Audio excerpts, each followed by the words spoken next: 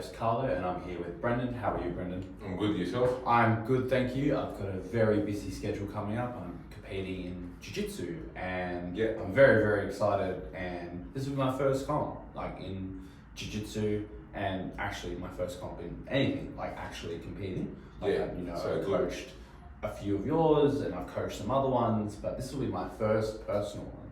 So it's a big deal. So very, very excited, and now it's in about 2.5 weeks. So I'm just busy prepping. And how are you going? Yeah, I'm going really well. Yeah, just going through the process and. Hell yeah! All right. So our topic today is, funnily enough, ego. Yeah. Talk to me about ego. Let's clear the noise about what we might think ego means and what all the buzz is around egos, whether it's in self-help books or online forums or podcasts or anything else. What's your definition of ego? To put it simply, it's more or less thinking that you don't have to put in the work and it's going to all come your way regardless, and that you're just good for the sake of being good without doing anything. That's the simplest way to put it. Obviously there's different avenues you can go by, but I think the ego is just another self. It's a false self.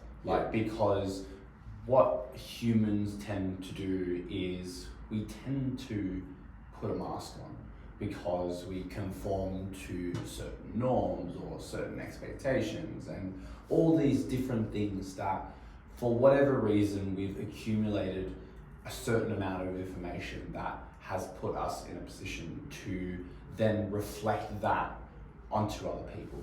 For example, when I was growing up, for whatever reason, when I studied and I memorized my maths, then that would then illustrate in class. And so when I got the answers right and the teacher would say correct, I was like, yeah, great, awesome, I'm the best, this, that, right?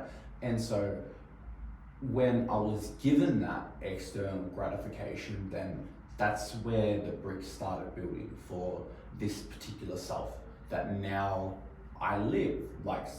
I remember names really well. I remember directions really well. I remember quite a lot, when it comes to childhood, when it comes to high school and university, and then when I was living out here. I have an excellent memory. And so I think as well, using that as a tool to build my character has really developed an ego, because if someone goes ahead and pokes at that and either makes a retort or some sort of silly remark and things like that, I transform into someone that I'm often not, either indifferent or impatient or insufferable sometimes. And so the ego is something of a protective mechanism from pain.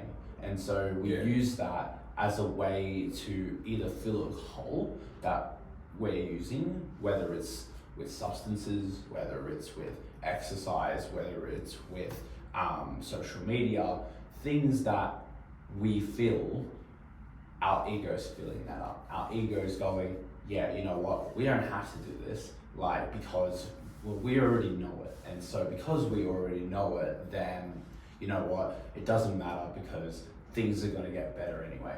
Oftentimes they end up worse than what they were because we put this mask on that, hey, you know what, we're okay, and things are going to be different because, you know what, I'm going to change or I'm going to do this. And that's just our false self-talking. That's our ego talking. That's ego going, nah, you know what, I don't want to confront this particular thing that's in front of me.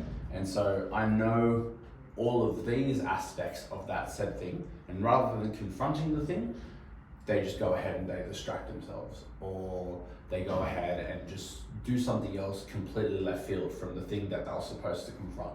And so coming back to where I started, the ego is the second self, and it's built by years and years and years of circumstances, of insights, of even study. Some people study, right? And they study how they work and they psychoanalyze, and then what they then determine is these prerequisite sets of determinations about themselves. They go, well, hey, you know what, I'm actually this person. No, you're not. I mean, how would you know any different from the person next to you?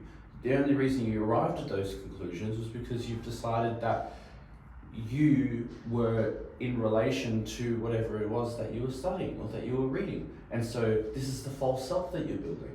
And so sometimes people that I know of in my life, and myself included, we try to gather all the facts, and then when we gather certain facts then that match our predeterminations, then we just think that we're okay. And we'll go, well, you know what, we're going to live our lives according to what I've determined, and then what everyone else says is completely irrelevant. And then I get offended if somebody else decides that they're going to say something either out of turn or out of relation to how I think about myself. And so that's being very egotistical. And so there are certain behaviors and different things that drive that, but that's my definition of being either egotistical or what the ego is. It's a second self, and it's built. It's not something that is just naturally there, because you see very humble people, and the very humble people that you've met and that I've met, they're very true to themselves. Like, they're pretty straight and narrow. You know what, yeah, everyone's got skeletons in the closet, and also at the same time, everyone's got their own stories that they believe about themselves. But at the same time, like, those humble people, they're very gentle, they're very understanding, empathetic, caring. And so they haven't built this false identity to protect themselves. They just know what's true to them, and they stick to it.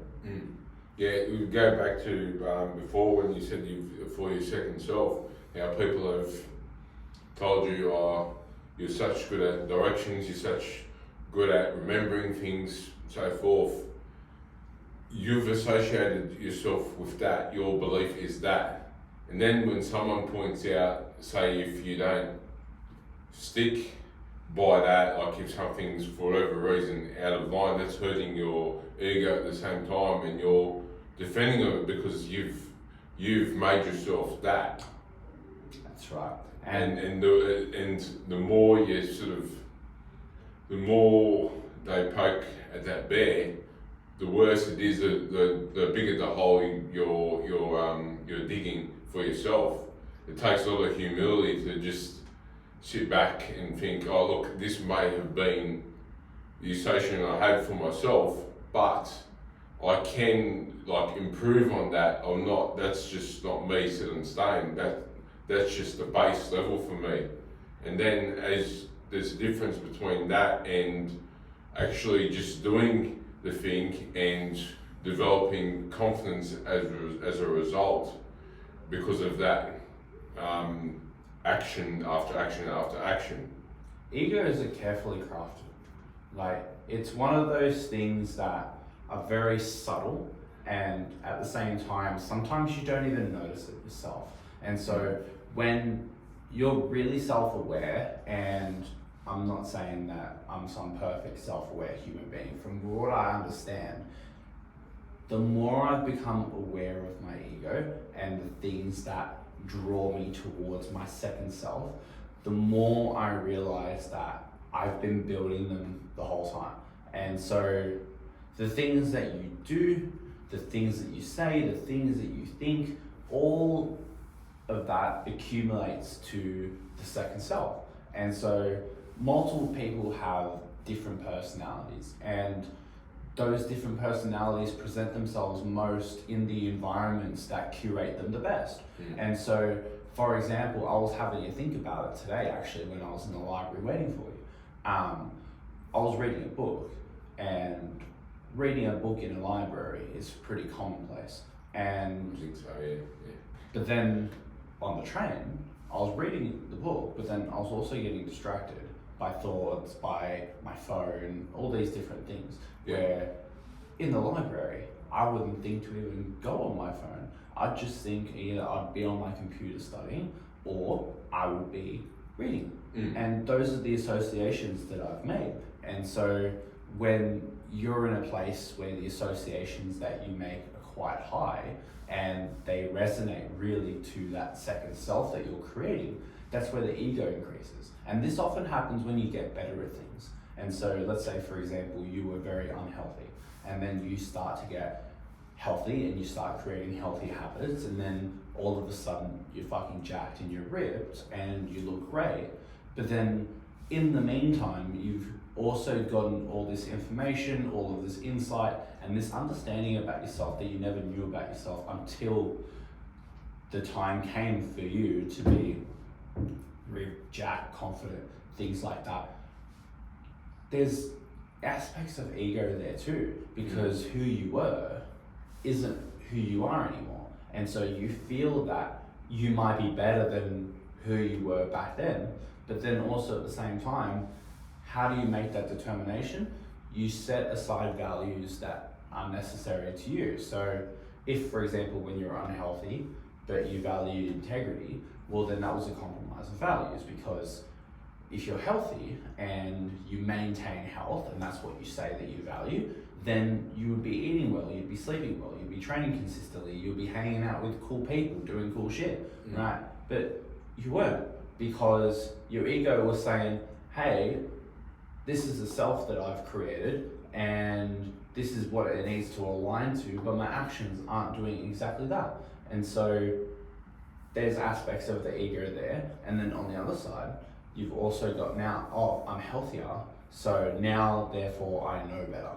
Maybe that might be knowing better than somebody else who's still unhealthy, who told you that they're going to be on the same health journey as you and they didn't do it, but you did. And then you go, oh, well, now I know better than him. And it's like, not really, because the only person that you're competing with is who you were before. But because you let the ego take the wheel, you now go, oh, well, you need to do this, you need to do that. And instead of accepting the other person, you end up trying to fix them. And I speak from personal experience because I was the fixer growing up as a kid. I felt as though that everything needed to be under control because everything was just so uncertain. And so this need, this feeling of both detachment and uncertainty ensured me that if I studied and I was the smartest person in the room, then I wouldn't be teased, I wouldn't be bullied, I wouldn't feel like that I was left alone. And that's how I became the smart kid. I was always just called the smart kid. Oh, you know the books, Carlo, but I know the street. Like all these different conversations that I had with different people, they just pigeonholed me. And so the ego is really good at protecting you from feeling like that you're being pigeonholed. And so you might not just be the healthy person. You might be the healthy person, but you can also talk to women if you're a guy, or if you're a gal, then hey, you're not just a healthy person, you're also a quiet, temperamental person who just loves to snuffle and read a book or watch a good movie, right? Sometimes they don't go hand in hand, because a lot of the times, stereotypically, healthy people are often outside. They're often doing exercise. They're often walking their dogs. They're walking with other people that they like and doing healthy things. But sometimes they just want to sit down, eat a bowl of ice cream and watch a movie, right? Like, they don't go hand in hand, but the ego tells us, hey, like, you're this now, so you need to stick to this. And so it's the second self going, oh, well, now that my life's changed, I can't expose myself to other things anymore. And it doesn't correlate anymore. And so now you're in a different place, you're in a different frame of mind, you're living a different life. And so unless you can harmonize and integrate yourself with maybe who you were before to who you are now, you'll always have an ego a mile high. Because like you said, as soon as we started, that there's this expectation that by being good at something, I don't need to do any more work, which is never entirely true, because that's an entitlement mentality, which is very closely linked to ego, that your ego is just saying, well, you know what, well, I've done the work from here to here, now that we're here, we don't have to do any more work. That's not how it works, it's never how it works, right? Like, you don't graduate high school and then you just say, well, everything's done. You Yeah. still got the rest of your life to go. Exactly.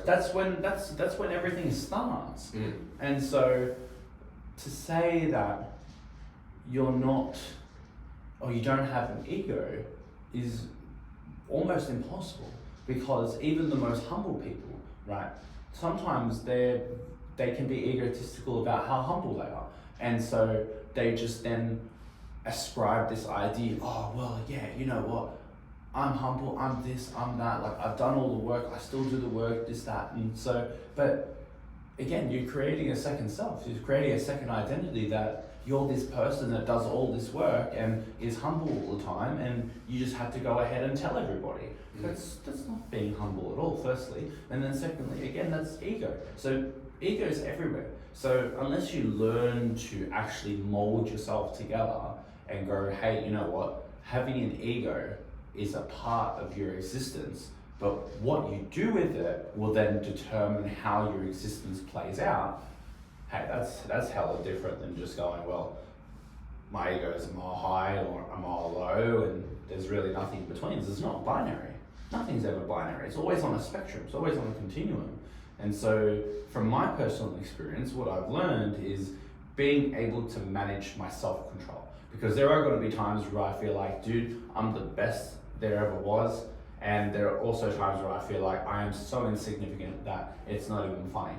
And so learning how to go, when to go, hey, I'm the best, and when to go, hey, look, I need to ask questions because I have no idea. That's been the most helpful tool that has been brought forward to me. Because for a long time, I was just in two minds about how I felt, and I always thought it was a bad thing that I had all this confidence and all this exuberance, but then the following day, I felt so insignificant. And so I would always just be up and down. And so, but now, like I said, it happens to everybody. I'm going, oh, okay, this is cool then. And ego is completely manageable. It's just learning that you have one in the first place. Because the people with the biggest egos are often the ones that tell you they don't have one at all. And the people with the smallest egos, they'll go, yeah, well, I know because I have it. And so it's one thing to really point out that you don't have an ego because you do. And then it's another thing to go, well, hey, you know what, yeah, I do have an ego, but hey, I'm learning how to use it and try to make it as productive as possible and serve other people and make them happy and somehow make me happy.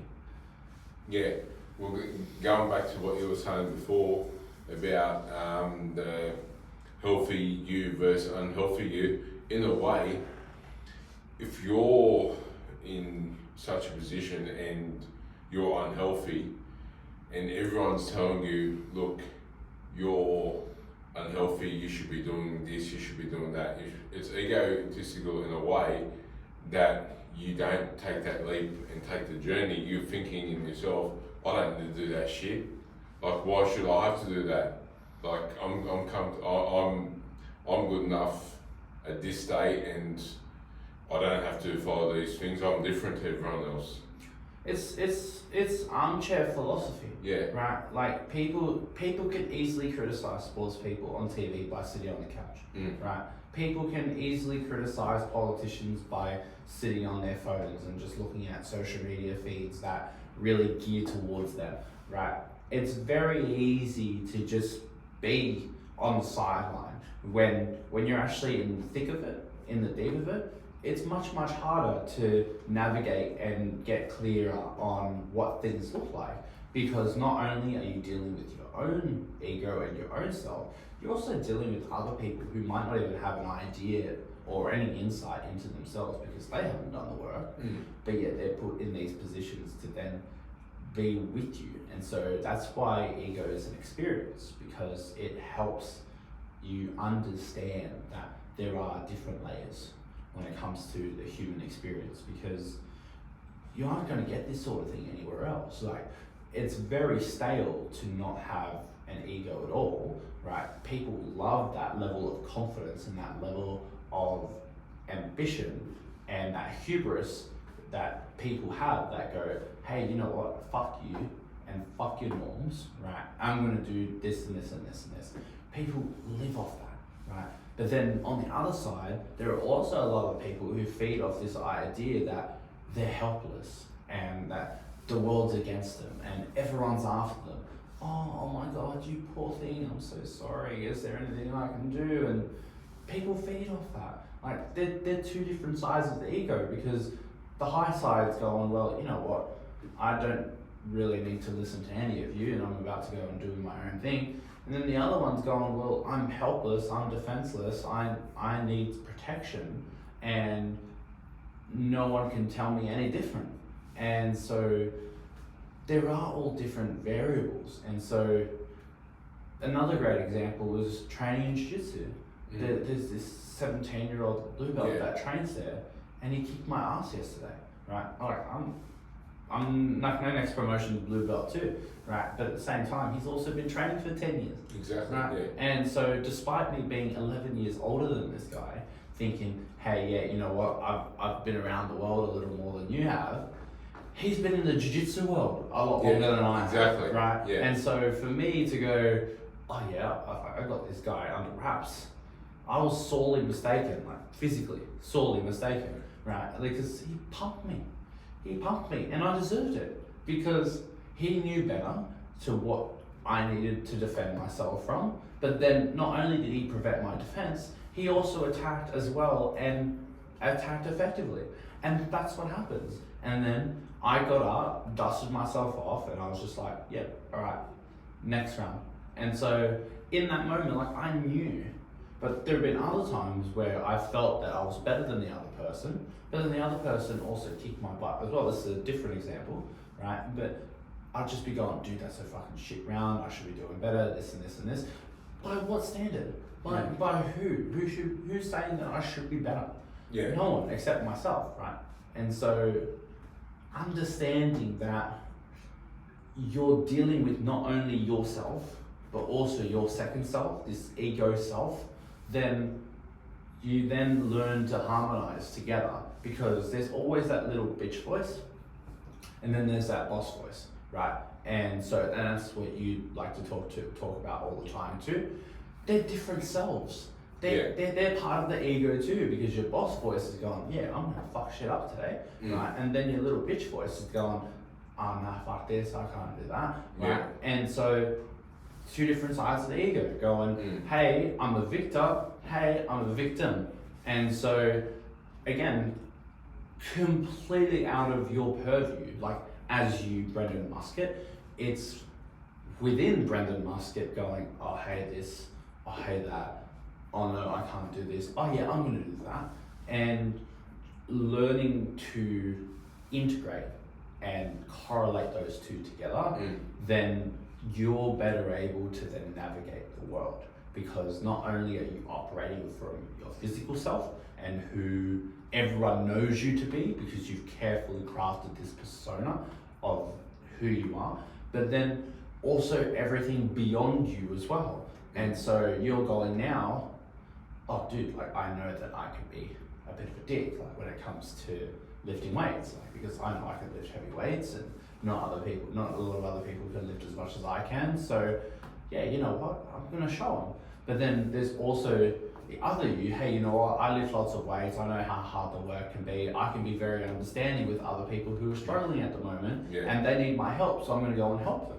And so there's always, often more than two, but majority of the time there's often two sides to the story, right? There's you, and then there's your second you. And so that, to me, is the ego. And so there are sayings that your ego is your amigo. Sometimes. Your ego is not your amigo. Sometimes. And so, again, it just depends on, I would say, not only the circumstances, but what the circumstances also need from you. And so, and what actions they require. And so, I saw something that was saying that, like, humans can be like social chameleons, that they can blend and talk in different ways to then be in tune with their surrounding environment. And it's completely true. And so a lot of the people that are often outspoken are often outcasted, right? And so, and the only environment that those outcasts have are with the other outcasts. And so that's not a bad thing either. There's plenty of those, and we need our outcasts, because we can't just have one cumulative thought process where everyone just thinks the same thing, because not only is that dangerous, it's also very boring. And also understanding that you are going to be in a different set of circumstances. You're not going to have the same conversation with the guys at the bar that you are at the gym. Like, you might talk a lot of fucking shit at the gym, but then at the bar you just might be chill, you might be kicking it, and that's your ego going, yeah, you know what, I have the hubris to talk a lot of shit in the gym with my bros. Oh, we're at the bar now, we're at a public place, so we're not going to do as much. We'll still talk shit, but we're not going to do as much. And so your ego is a tool. It's a tool that allows you to differentiate between who you need to be and when. And so understanding that the ego isn't bad, it also isn't good, it just is. And allowing your ego to just be, and allowing yourself to just be, then allows you to then feel the fruits of the world. And life is a really beautiful thing. And so, like, I get to be alive, you get to be alive, and our egos get to help be a part of that. Sometimes in a good way, sometimes in a bad way. But also at the same time, when we learn to stop labeling and just go, hey, look, this is, and also really feel what comes afterwards, because sometimes we do things out of ego and then we don't feel so good afterwards. Oh, hey, you know what, it's probably not a good idea to do that again. Sometimes you do things out of ego, out of confidence, and it works, and you go, oh my God, that was amazing, I helped this and that. Yeah, you know what, it's probably a good idea that we go and do that again, but maybe for someone else or for a different thing and whatnot. And so just actually allowing ourselves to really just navigate how things work, rather than just do the monotonous routine things that we do every day, wake up, eat, go to work, whatever, and actually look into ourselves a little. That'll help us understand our ego a lot better. It'll help us then grow that confidence to talk to that girl or talk to that guy, or lift that weight at the gym, or run that marathon, or if the people who's doing the Cities of the Surf today for the first time, run that City of the Surf, do my jiu-jitsu comp. For me to go, hey, I've never done a jiu-jitsu competition, but I'm gonna go and do a jiu-jitsu competition, like, that takes some ego, that takes some balls, that takes some, you know what, hey, this is not something that I've done before, right? Like, I've done jiu-jitsu before, but I've never done a comp before, right? Like, to take that step, that takes ego, right? For you to do 75 hard multiple times, right? Rather than just that once and you go, oh, fuck yeah, you know what, I've done 75 hard, fucking we had a great run, don't need to do it anymore, because you know what, I've done it already, don't need to do it again. Bullshit. You're like, dude, every day is a choice. Every day is a day that we have an opportunity to get better. So I'm going to do 75 hard as many times as necessary, so that then I keep getting better every day. If that means doing it for the rest of my life, fucking great, right? But if you were egotistical about it and you decided to take the other end of the stick, you just go, well, you know what? Fuck, I've done 75 hard once. And it was right, it's a fucking great story, but that's it. You know what? But that's not the way it fucking works. And we both know that. And so, understanding that there's both ends. Understanding that, knowing that even through our choices that we make, we also have an opportunity to be better or be worse. They can both be decided by how we decide to do things. And that is often driven by our ego and the stories that we tell ourselves. Going back to the benefit of it as well, like you said, it can give you the courage that you normally probably wouldn't have, that ego there. And sometimes it turns out, sometimes you eat dirt, but you just gotta sometimes back yourself, and that takes ego sometimes. Ego is a part of life. It's one thing to say that, oh, hey, you know what, I want to get rid of my ego. And it's like, well, why do you want to get rid of something that is part of you as much as your name is? And also, why do you want to get rid of something that will help you drive you towards something better? Oh, because it'll help me drive me towards something worse. Well, yeah, of course it will, because you don't have the good without the bad. Like, that's not the way things work, right? And in a world full of truth, there are going to be liars, right? And then in a world full of liars, there are going to be some people that tell the truth, right? Like, it isn't 100% one thing. Yeah. So your ego isn't 100% bad, and it's not 100% good. It's not binary. It's on a spectrum that if there are things that happen in your life that draw you towards negativity, then your ego is likely going to help you and protect you from feeling powerless by either portraying the victim and going, hey, look, you know what? If this doesn't happen and this doesn't happen, I'm going to feel powerless. Or it'll help you portray yourself as the victor. Hey, look, you know what? I've had shit circumstances. I've eaten shit sandwiches for the last 10 years. But at the same time, I haven't quit. I haven't given up hope. And I use my ego to get the better of myself and help other people. Mm-hmm. Big deal. Then, on the positive end of the spectrum as well, I've had really good things happen in my life. And so, you know what? I don't feel the need to work, and I don't feel the need to get this done because I already have it. Mm-hmm. And all the things that I have been given to me. So life just gives me things. And so that works until it doesn't. And at the same time, that's your ego going, well, hey, you know what? I don't need to do the work. I'm entitled to this. I'm entitled to that. And everything should just be given to me. And you know what? Some people live existences like that where everything is given to them. Other people don't. And so learning that that is all a part of the human experience as well is also very refreshing, because it doesn't put your mind at ease. You're not going, oh, the world's unfair, or whatever's going on outside of my purview, outside of my control shouldn't be happening. It's like, well, you don't have full control of that, so why expend your energy on it? Oh, that's because my ego is going, well, I've always told myself that I'm a virtuous person, that I'm a person of action, I'm a person of this, and when someone else is in need, I'm gonna go and help them. And so, but then when you can't do it, and it's physically impossible for you to do, your ego is then tainted and going, well, I always said that I can help people. I always said that I could do whatever it took, but now I can't do anything. I feel so helpless. Yeah. Like, that's when people feel disheartened. That's when they feel like they lose hope. They lose like this sense of reality for them.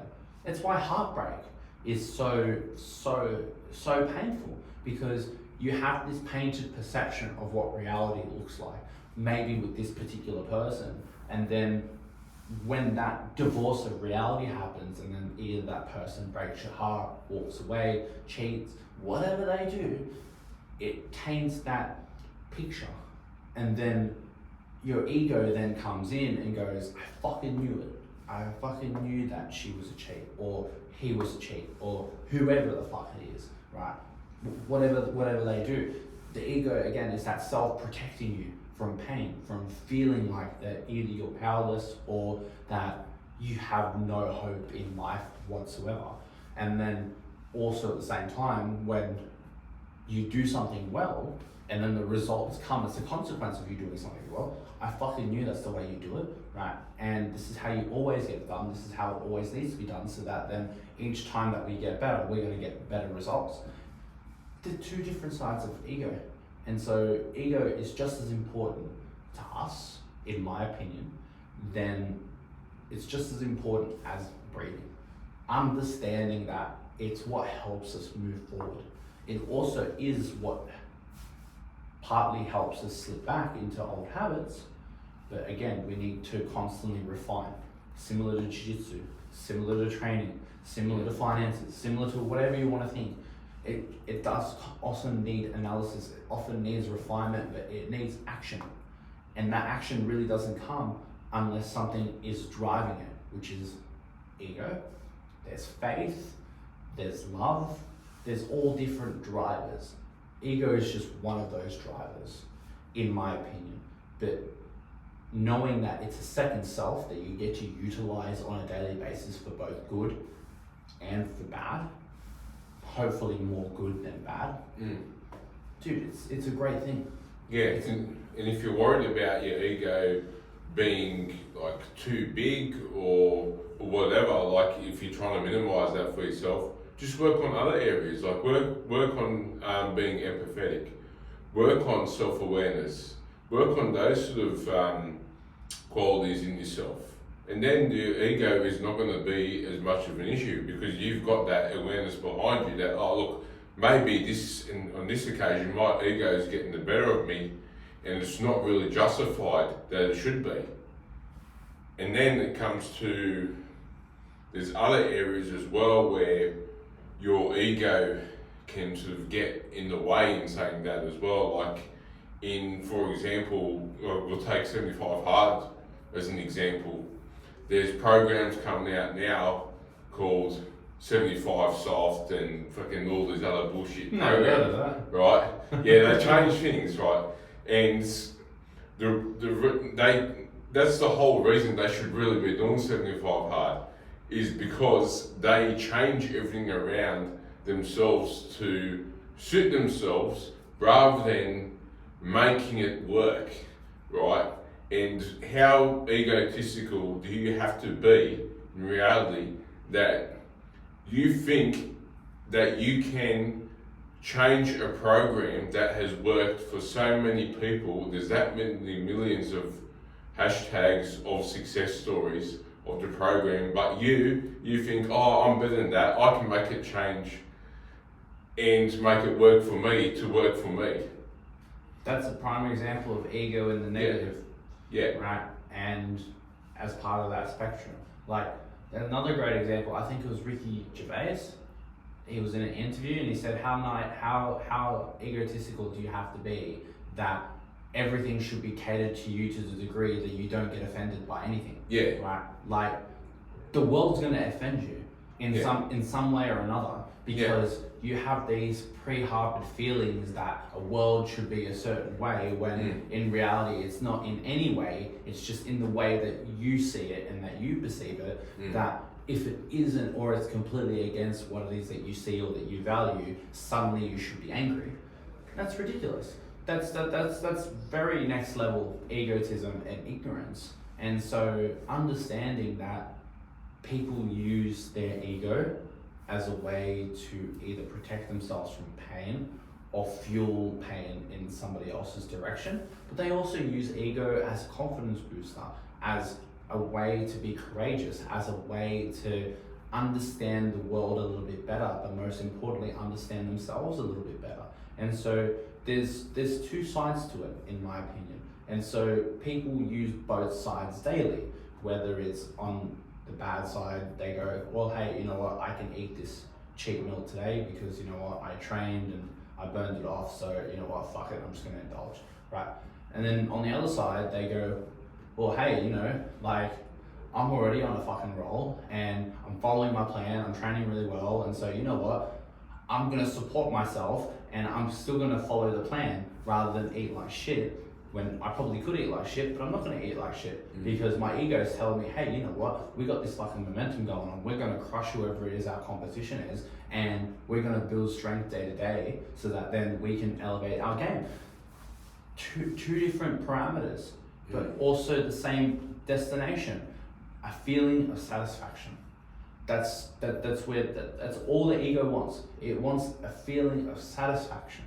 And so whether that satisfaction is safety, whether that satisfaction is love, whether that satisfaction is, you know what, sometimes it's melancholy, because you know what, there are people out there that use their ego to both manipulate and gaslight people into believing a certain story, and then they also go, well, hey, you know what, I like causing this chaos. It's like when Alfred the butler in Batman said that some men just like to watch the world burn. They do.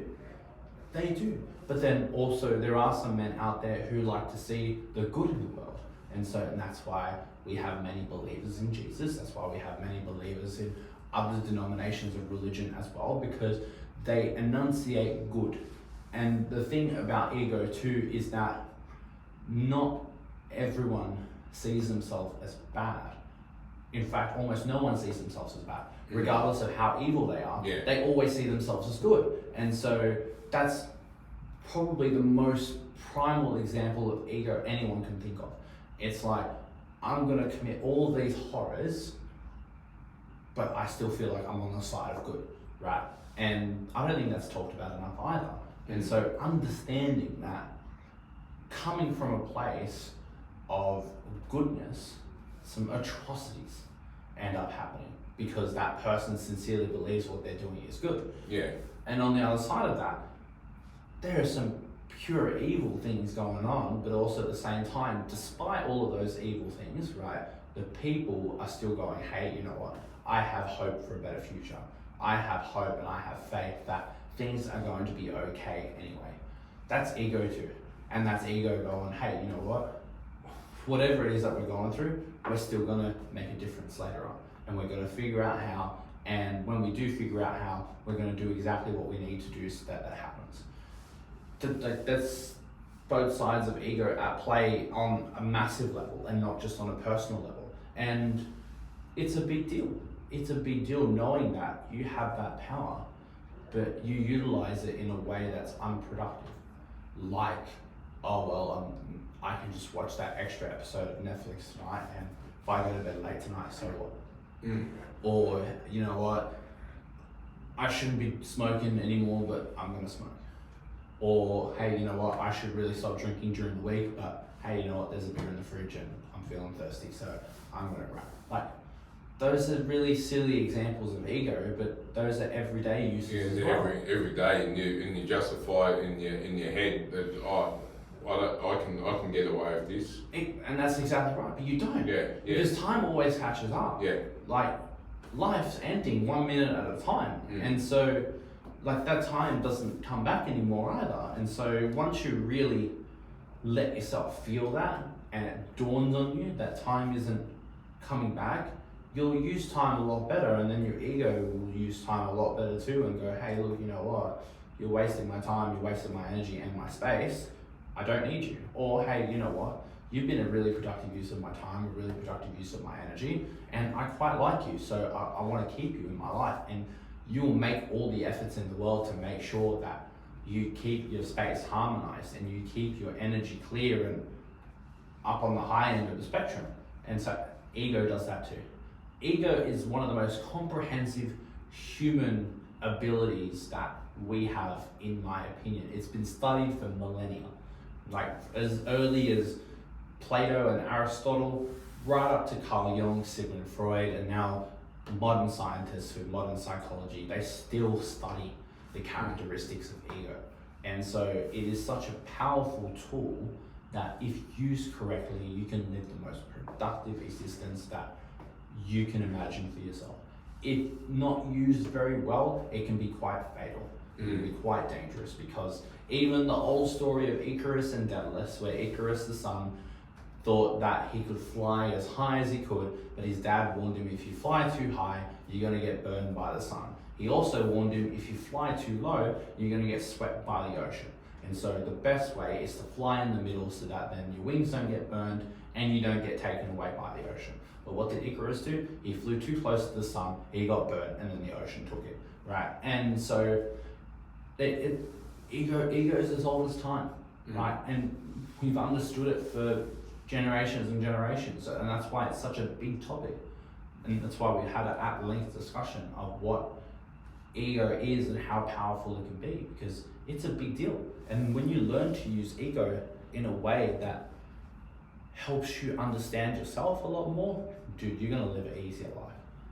Yeah, 100%. You've got that knowledge behind you of what it can do for you and how it can hold you back in a way. Absolutely. I think that's a wrap for today. Yeah. I think it's a big topic and an important topic too, because I want you viewers to understand that ego is very useful. Ego is one thing that is often taboo as to discuss, but it's actually quite useful when you find productive means for it within yourself and to help others as well. Yeah, that's right. Please like, share and subscribe, and we look forward to seeing you in the future. Thank you.